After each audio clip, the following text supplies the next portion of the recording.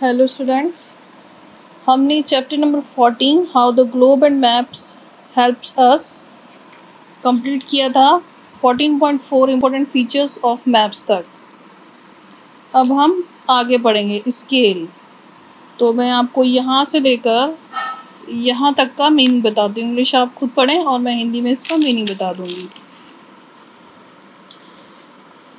यदि आप अपने एटलस के माध्यम से देखते हैं तो आप देशों, महाद्वीपों और यहाँ तक कि पूरे वर्ल्ड के नक्शे को देखेंगे। इस प्रकार बहुत बड़े क्षेत्रों के कागज़ की एक छोटी शीट पर दिखाया गया है।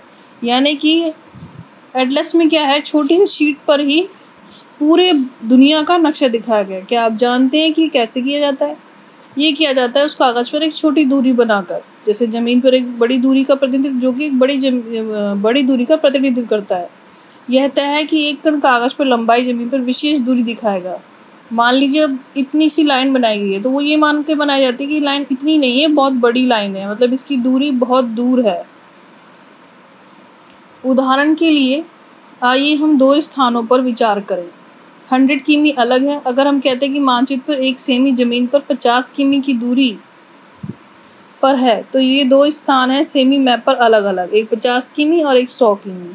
मानचित्र पर 1 सेमी का ये संबंध 50 किमी का प्रतिनिधित्व करता है। ठीक है। उसके बाद वो कह रहा है the scale of a map is generally shown by a graduated straight line of a particular length. The scale is generally drawn at the top of the bottom of a map. Sometimes the scale is not drawn. It is given in words. For example, 1 semi to 100 km. The means that 1 semi on the map represent 100 km of the ground. यानी कि वही चीज़ कह रहा है, जैसे हमने बताया एक लाइन को हम 50 किलोमीटर मान रहे हैं, इसी तरह दूसरी लाइन को हम क्या मानेंगे, 100 किलोमीटर मानेंगे। Scale and size of map मानेंगे, इस मतलब है कि उसको उतना लेके चलेंगे कि ये 50 किलोमीटर और ये 100 किलोमीटर है। Scale and size of map.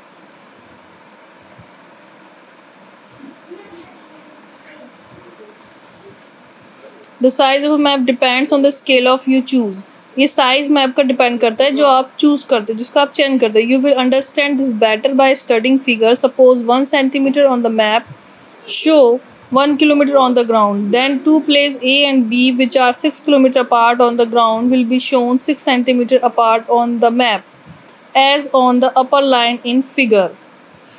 मतलब कि एक मैप ये हम समझ सकते, ये आप समझ सकते हैं कि बेटर है कि फिगर की स्टडी करके सपोज 1 सेंटीमीटर को मैप में शो करेंगे 1 किलोमीटर तक के ग्राउंड में बनाएंगे हम 1 सेंटीमीटर की लाइन, लेकिन वो शो करेंगे 1 किलोमीटर तक के लिए, 1 किलोमीटर के लिए शो करेंगे। Then two places A and B which are 6 kilometre apart on the ground will be shown 6 centimetre. इसी तरह 6 किलोमीटर को हम बनाएंगे 6 सेंटीमीटर का, लेकिन वो शो करेंगे 6 kilometre apart on the map के अंदर। और अपर लाइन फिगर, जैसे कि आप ये देख रहे हैं, ये फिगर देख रहे हैं, ठीक है ना। Now if we want to reduce the size of a map, we choose another scale and say that 1 centimeter on the map cover 2 kilometer. अगर हमें मैप का साइज़ और बड़ा करना है तो हम क्या करेंगे, हम 1 सेंटीमीटर को 2 किलोमीटर मान कर चलेंगे, मतलब 2 किलोमीटर शो करेंगे एंड ऑन मान करके चलेंगे, 2 किलोमीटर शो करेंगे ऑन द ग्राउंड पर।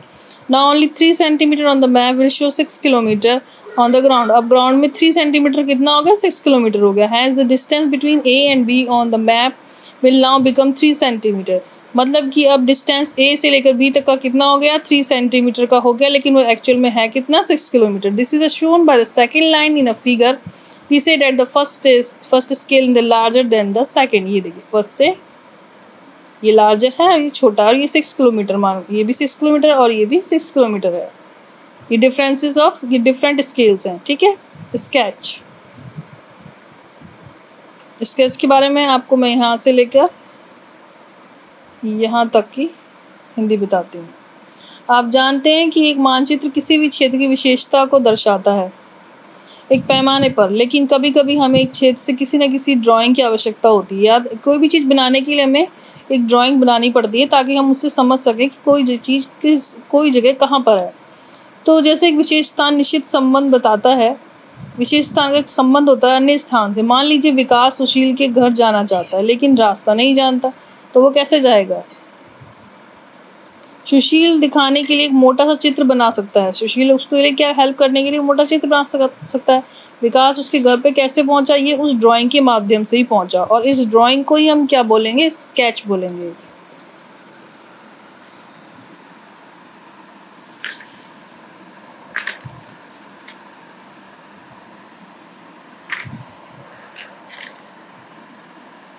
प्लान, प्लान है ये, आपको यहाँ से लेकर यहाँ तक का मैं मीनिंग बताऊंगी कि प्लान योजना। योजना कैसे बनाई गई, एक नक्शा एक क्षेत्र के विभिन्न स्थानों या सुविधाओं के या स्थानों को दर्शाता है, एक हिस्से से दूसरे हिस्से को दर्शाता है नक्शे में, ठीक है। जैसे कभी कभी क्या होता है, पार्क, सड़क आदि, लेकिन यहाँ तक कि सबसे विशिष्ट नक्शे इमारतें के आंतरिक विवरण नहीं दिखा सकते हैं। हम किसी विशेष इमारत का विवरण जानना है होगा तो एक भवन के एक कमरे में एक समय में हम योजनाओं के रूप में जाना जाता है। A plan is a detailed drawing of a small or drawn on a very large scale. एक विस्तृत उल्लेख करें, एक योजना एक बहुत बड़े पैमाने पर खींचे गए एक छोटे से क्षेत्र का विस्तृत चित्र है। ये एक छोटे से क्षेत्र का विवरण दिखाता है। उदाहरण के लिए एक कमरा या एक घर बनाने से पहले एक योजना कमरे, खिड़कियां, दरवाजे आदि दिखाई जाती हैं। किस पर, स्केच पे बना के दिखाते हैं ना कि यहाँ खिड़कियां होंगी या दरवाजे, इस तरह का स्केच बनता है। फिर आते हैं डायरेक्शंस यानी कि दिशाएं। If you look at the any map, ये आपका यहाँ से लेकर मैं यहाँ तक का बताऊँगी। यदि आप किसी भी नक्शे को देखते हैं तो आपको ऊपरी रेखा पर ऊर्ध्वाधर रेखा दिखाई देगी, ऊर्ध्वाधर रेखा दिखाई देगी। ये ऊर्ध्वाधर, बच्चों ये थोड़ा पढ़ने में डिफिकल्ट है। ऊर्ध्वाधर रेखा दिखाई देगी। दाएं या बाएं कोने, जैसे कि चित्र में दिया गया है, ऊपर की बिंदु इस पंक्ति में एन अक्षर में चिन्हित है तीर की तरह, ठीक है, यानी कि ये इस रेखा को कहा जाता है उत्तर। ये कौन सी है, उत्तर की रेखा है, और ये उत्तर दिशा को दर्शाता है। एक बार तुम उत्तर को जान गए तो आप अपनी दिशाओं को आसानी से समझ जाओगे कि ये उत्तर है तो ये दक्षिण है, ये पूरब है तो ये पश्चिम है।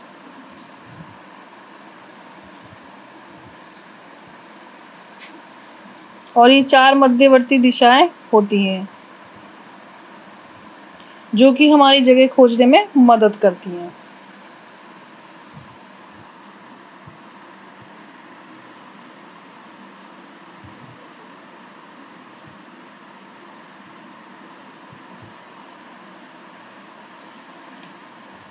Some maps may not show the north line. In such maps, the upper part is always taken as a north, the lower part is thus the south, and the left and the right sides represent the directions west and east respectively.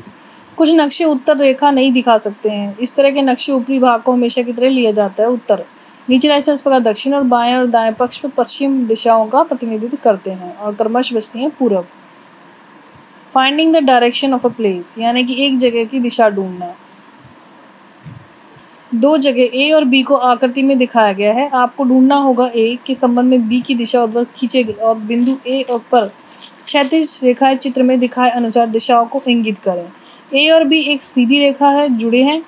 ए और B एक सीधी रेखा से जुड़े हैं, और now it is easy to see that B is to south west of A. ये अब ये easy हो गया देखना कि जो बी है वो ए के साउथ वेस्ट में है।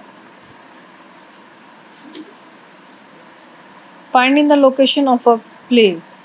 Suppose your friend says that his house 1 kilometer from your school with just this information. आपको फ्रेंड आपसे बोलता है कि उसका घर 1 किलोमीटर दूर है स्कूल से। with just the information you cannot locate this house in own town's map.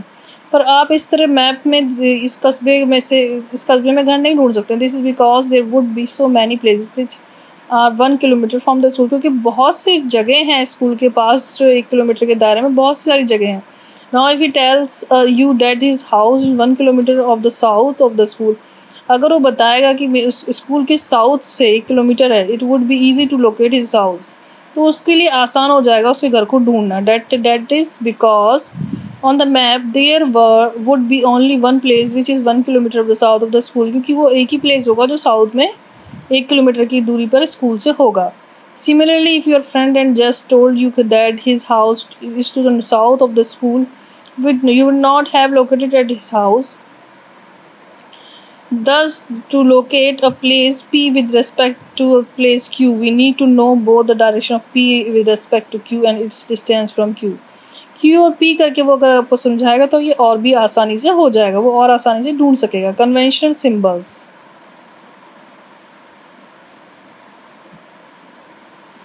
Conventional symbols होते हैं पारंपरिक प्रतीक। आपने सीखा है कि नक्शे विभिन्न विशेषताओं को दिखाते हैं। वास्तविक आकार और आकार दिखाना असंभव है। पेड़ों, इमारतों, गांवों आदि इन सब का दिखाना असंभव है। सीमित स्थानों के कारण एक नक्शे सीमित स्थान होते हैं नक्शे के अंदर, इसीलिए उन्हें विभिन्न की मदद से दिखाया गया है, प्रतीकों की मदद से दिखाया गया। ये प्रतीक न केवल मानचित्र बनाना आसान बनाते हैं बल्कि उसे पढ़ने के लिए भी अलग अलग लोग इस्तेमाल करते हैं।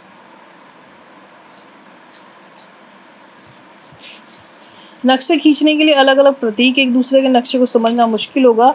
लोग सभी पर विश्व प्रतीक का एक ही सेट का उपयोग करते हैं और इन प्रतीकों का एक अंतर्राष्ट्रीय समझौता होता है। इसीलिए इन्हें क्या कहा जाता है ना, पारंपरिक प्रतीक कहा जाता है। ये सिंबल्स हैं, ये आप अपना पढ़कर देख सकते हैं कि किसका सिंबल्स कौन सा है। ये आप खुद प्रिपेयर कीजिएगा, देखिएगा कौन सा सिंबल किसका है।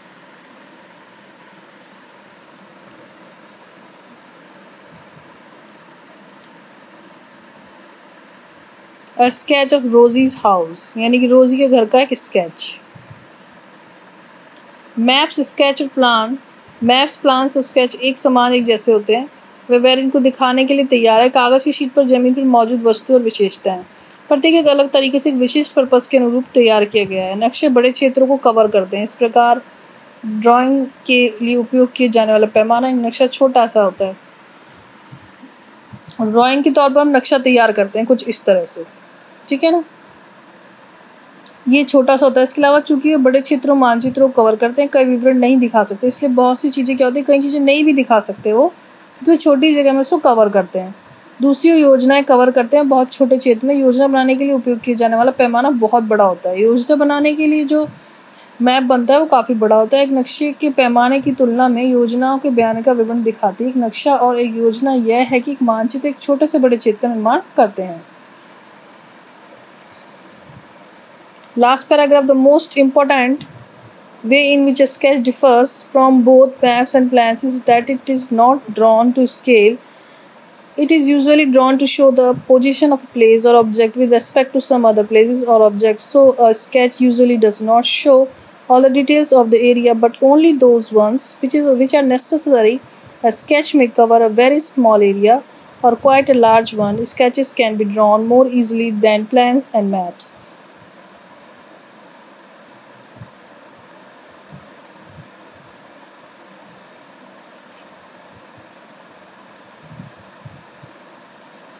सबसे महत्वपूर्ण जो बात है वो ये है स्केच में कि स्केच नक्शे योजना दोनों से अलग होते हैं। स्केच और नक्शे अलग होते हैं, ये पैमाना नहीं होते। ये आमतौर पर किसी स्थान की स्थिति दिखाने के लिए खींचा हुआ या कुछ अन्य स्थानों के संबंध में वस्तुएं होती हैं।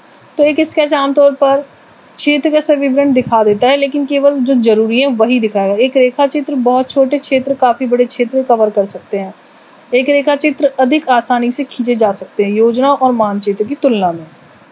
तो बच्चों ये चैप्टर आपका कंप्लीट हो गया। आई होप आपको समझ में आ गया होगा। Thank you.